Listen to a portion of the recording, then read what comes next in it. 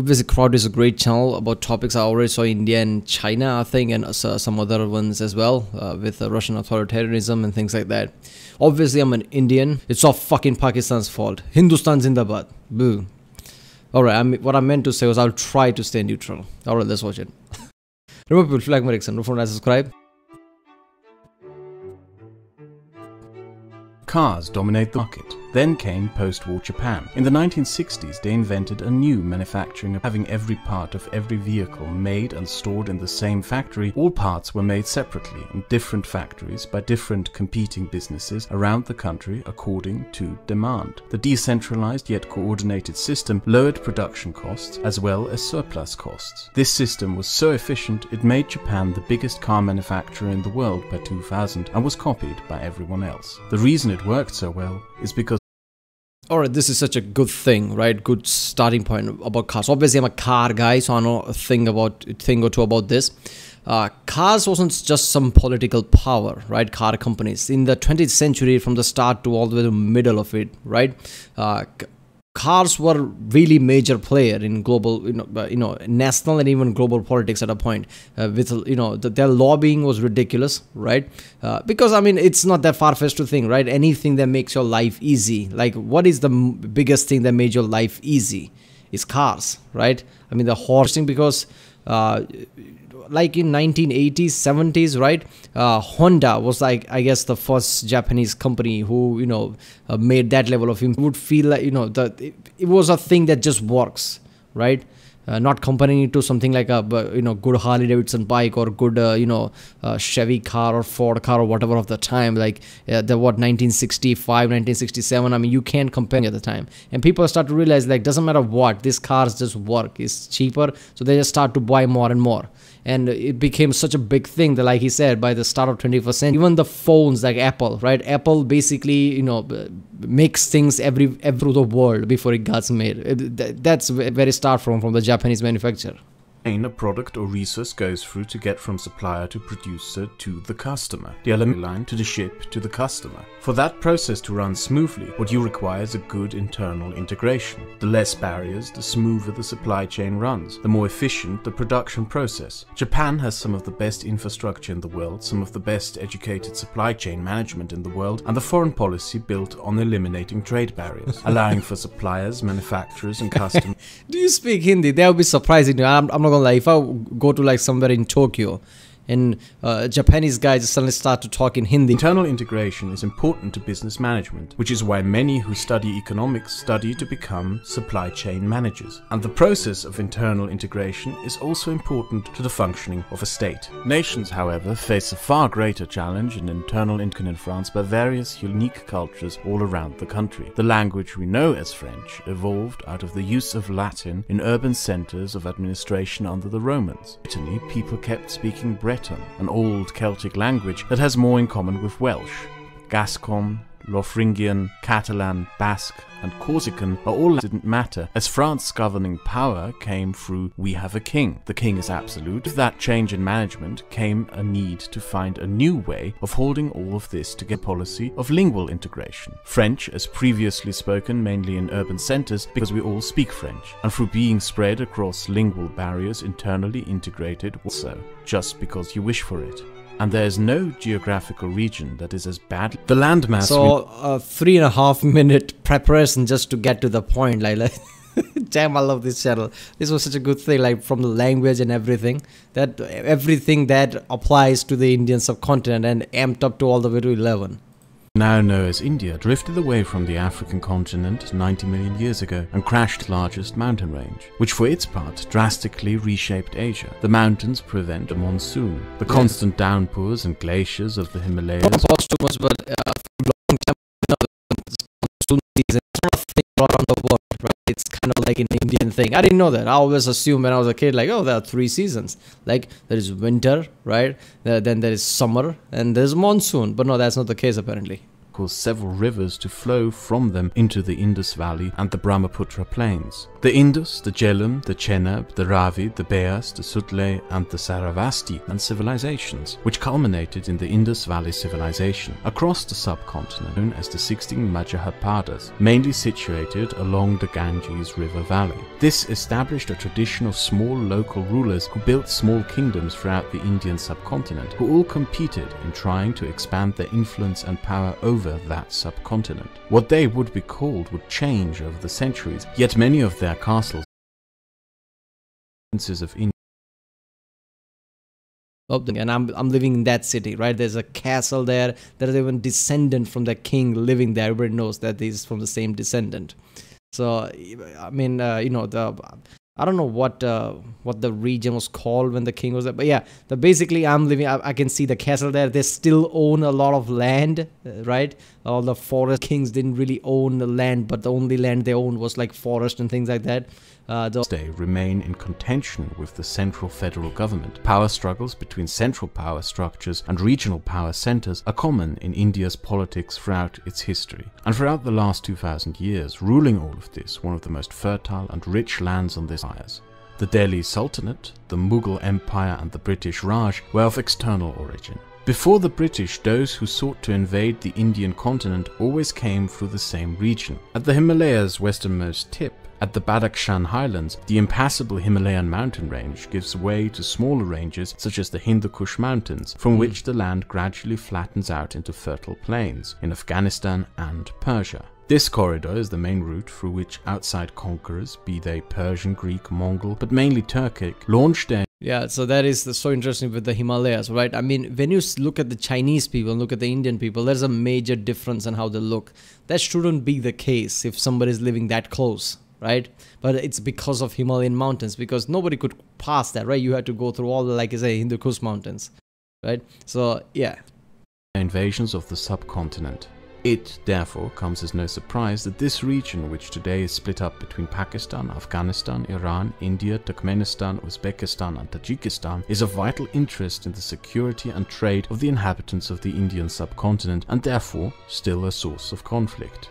The British, as always, came by sea, initially not as a nation, but as a company to establish a trade factory to build networks for goods. They were, however, not alone. After the French were kicked out of India, the East India Company took French possessions as well as the lands of Bengal, whose ruler had sided with the French and lost. The British created the Bengal Presidency, and from there started a process of gradually taking control of the entire subcontinent. They did so by taking advantage of conflicts between the Marathas and the Mughal Empire, Persian conflicts with the Mughals, and established a system of tributaries. This colonial rule of India was, however, very different from all previous and other entities that had united India. It was first and foremost managed by a corporation, namely the East India Company. Where previous conquerors had made the subcontinent their new home, the East India Company was there to profit and take its resources and wealth for a place on the other side of the globe. This corporate, profit-motivated rule was ruthless, cold and brutal, with close to little regard for the needs and well-being of those subjected to it.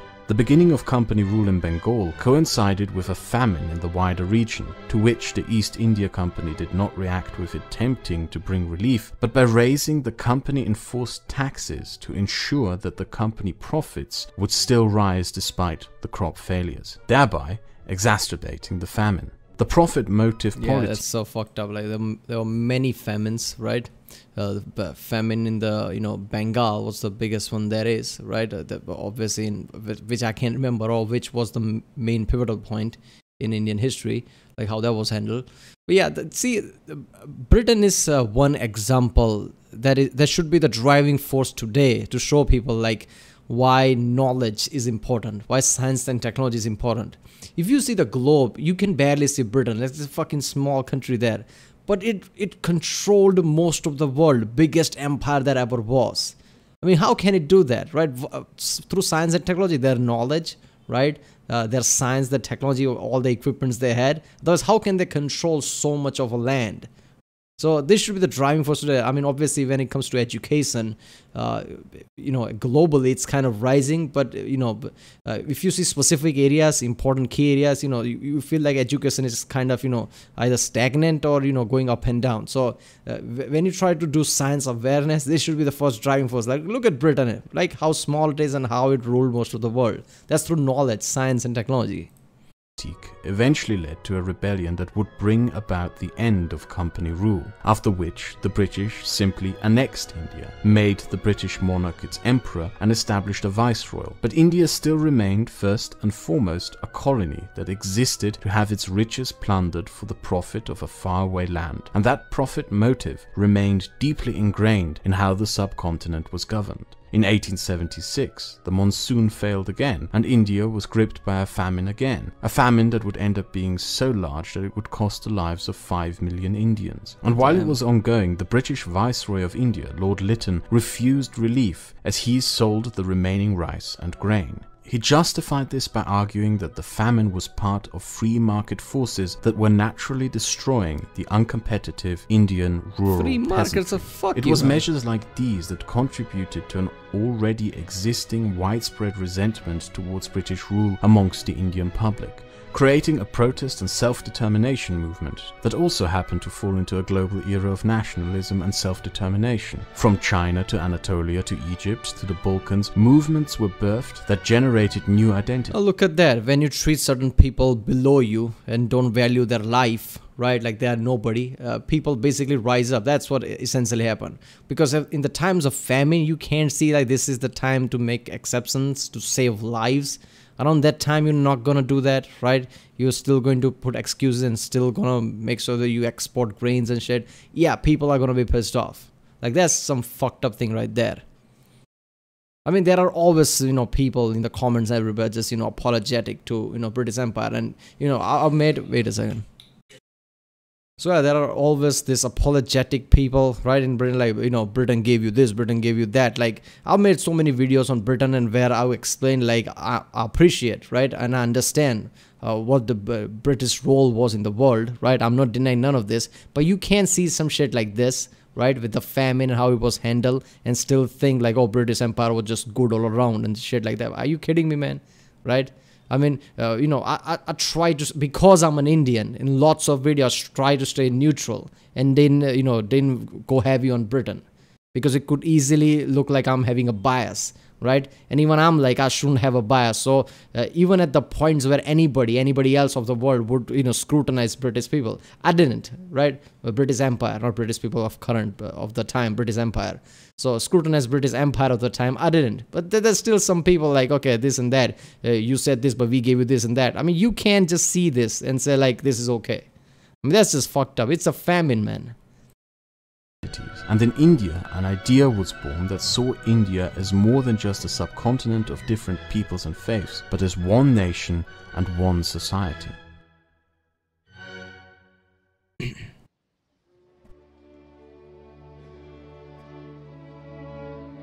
During the Second World War, 2.5 million soldiers from the Indian subcontinent found themselves fighting a war against tyranny, from Singapore to Hong Kong, in Egypt, Libya and Tunisia, in Italy, in Ethiopia, in Malaysia and Burma. They fought, suffered and gave their lives in the hundreds of thousands for the freedom of others, but not their own.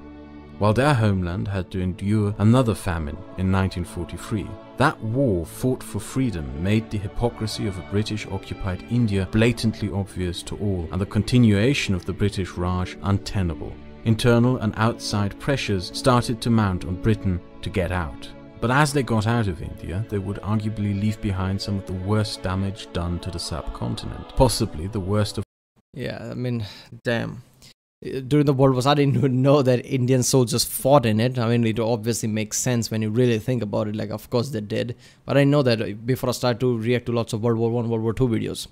But yeah, so this is just, fucked up situation all around. Like, you have a famine going on in your home and you're trying to fight some other continent, right? Let alone some other country in different continent. You're fighting a war, right? And this mentality even is, going on today. I don't know who said that, but they said like, whenever there's a conflict in Europe, Europe just assumes that it's everybody's problem, it's the world's problem, and wants everybody's help. But whenever it's outside of Europe, right, it's not Europe's problem. Like it's never a two-way street for that, right? And all that mentality came from the world wars, because most of the countries around the world were kind of European colonies. So whenever there's an issue in Europe, people just automatically assume the world's going to pitch in, obviously. But when everybody else's problem, like Europe is like, yeah, it's out of our hand.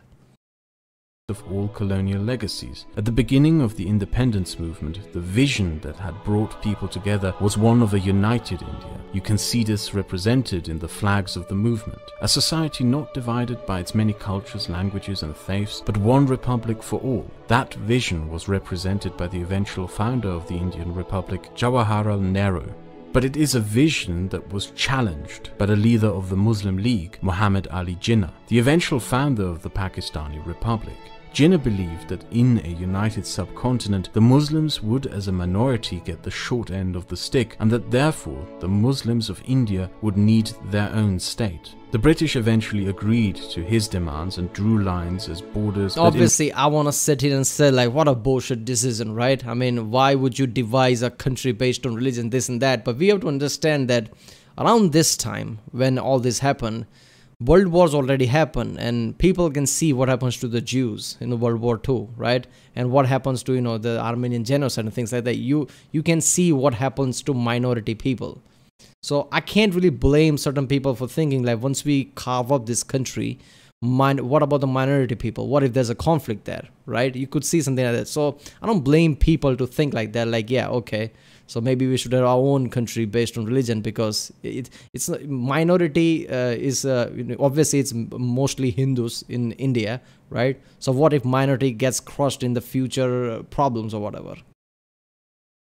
In retrospect, didn't make much sense. They ripped apart communities, cut ethnic groups and cultures into different countries, and stripped the Sikhs of their ancient capital and holy sites. The British were given only 11 weeks to get out by their government. That hasty, unorganized retreat resulted in abhorrent violence and ethnic cleansings that cost the lives of up to 2 million people and caused the second largest refugee crisis in human history, as 14 million Sikhs, Muslims and Hindus fled into a new country by leaving their home behind. Two visions stood at the end of India's independence, and there were many that came to challenge them. The Republic of India, founded by Nehru, the vision being of a united republic of differing peoples, cultures and faiths, united for common benefit and struggle in one society, a nation in which it would not matter that Hindus were the majority, because the concerns of all would be given equal weight and precedence in a new secular republic. The Republic of Pakistan, which is easily confused today for being intent as an Islamic state. But that was not the vision of its founder Muhammad Ali Jinnah. Jinnah's ideal was what he had seen in Ataturk's Turkey, the creation of a new modern national identity, in which the peoples would be Pakistani first, Muslims second, and although mostly Muslim, it was supposed to have a place for those who were not. The Pakistani Republic started with a Hindu Minister of Justice who presided over the first constitutional session, meaning that his signature also started with Muslim members of government. But both the visions would be challenged, from Islamic extremism in Pakistan to Hindu fanatics in India. And in one of the two, the founding vision would die soon after the Republic's founding. Damn. Pakistan is an acronym, Punjab, Afghan. The name itself almost stands like a metaphor for the disunity of the country. The region of Punjab is divided between Pakistan and India. Punjab is the historical homeland of the Sikhs, and its capital Lahore was the ancient capital of the Sikh kingdom. Lahore was once the most Aryan separation, and cleansings sits deep in the first letter. The borders between Afghanistan and Pakistan were drawn not by Jinnah or by the Afghans, but by the British. Lots part of the Punjab is also in Pakistan, right? They just see the state of Punjab in India as like, yeah, that's the whole Punjab. And that's not the thing. You're forgetting about Lahore, you're forgetting about the history, right? So yeah, obviously the major friction was because of that, like splitting Punjab like that.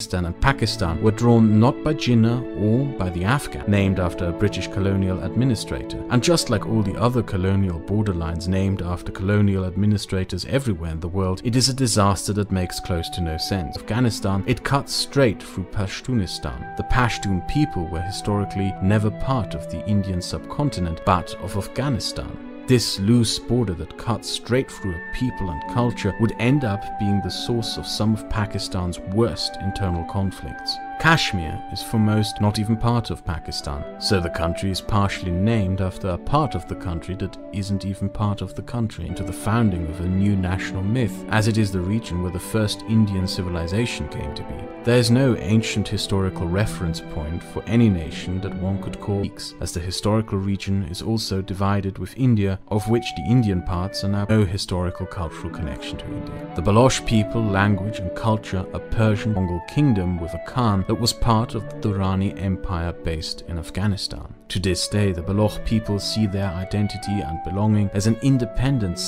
and then there's also what's missing. When Pakistan was founded, it was a divided nation on the basis of an extensive Turkification of the Anatolian region. Jinnah attempted the same, chose Urdu as the national language and attempted to create a national identity based. The people of East Pakistan, however, are Bengal. They speak Bengali. Their culture was different, and as Pakistan made no space for them, the disintegration was furthered by the enforcing of a foreign language, foreign culture and foreign rule upon a people. The cracks in the Pakistani Republic appeared within the first years. Its first Hindu minister, meant to show that there was a place for a Hindu in this state, left the country in protest, proclaiming that it was no place for non-Muslims. Within 2 years, the Pakistani constitution A person would not believe in the absolute damn. Only recognized faith of the Pakistan, because Muslim League thought that Muslims are not gonna get equal rights or something, so they wanted to create. And now we can't really be surprised, like for the Hindus and any other religion, it's not the same thing there. Zia al-Haq seized power. We started off from a point which, in my opinion, was most pertinent from the point of view of impact on the society. And impact on society, in my opinion, is from... And in fact, contravene the United Nations Declaration of Human Rights. What would you say? But how can you say that, sir? Because I give you, because there are these serious punishments like stoning a man to death, chopping off a hand, or the lashes.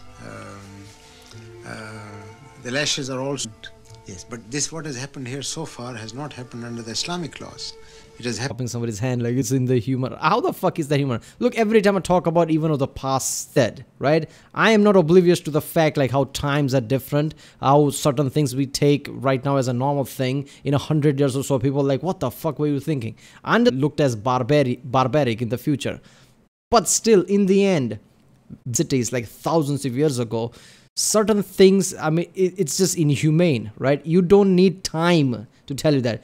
Chopping off somebody's hand cannot be like, oh, it was a different time. That is not different time. You're chopping somebody's fucking hand off, right? You're stoning. You could say like it was a first of all, this is not that long ago, so the different time doesn't apply here. But in any case, so whatever. But I cannot just like, oh, it was fine because it was different time. If something is just out of common sense, doesn't matter the time. It's still fucked up. By some stringent measures, I think it'll put them right. Is it a reforming society? This is my way of thinking.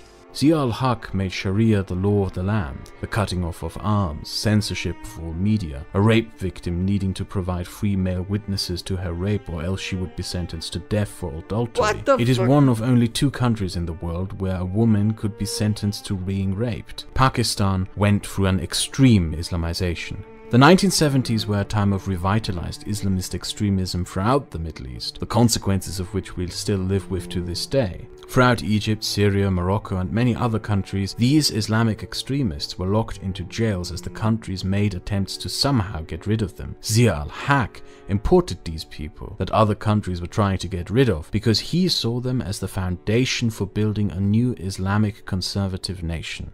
The consequences of this decision were catastrophic.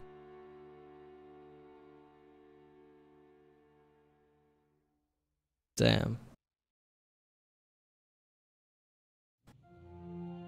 India's post-independence journey was also filled with struggles to maintain its founding vision.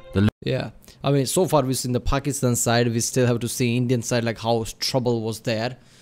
But damn, as far as, you know, seeing, like, first of all, you know, Britain just basically left hastily, and it's not surprised that, you know, that they draw a border without giving a shit about local ethnicities and local people. That's the case literally everywhere around the world where Britain was involved, right? And it's just fucked up. Like, people, and like he said, there is no indication of why he drew like that. It doesn't make sense. Like, that's the whole point, right? The person didn't give a shit, right? Just drew the border. Who gives it? Just find a small point to justify and just drew the fucking border. That's most of the Middle East conflict is just right there. But yeah. Alright people, I'll do the second part next time. It's already 30-minute video here. But yeah, if you like my reaction, don't forget to subscribe. You know, comment down if you want to, you know, I guess clarify something, or, you know, think that you know, I missed something, or, you know, what I said was whatever wrong or something. I don't know. Obviously I gave my views here on things, right, based on what the information I'm getting. But yeah, I guess I'll see you next time.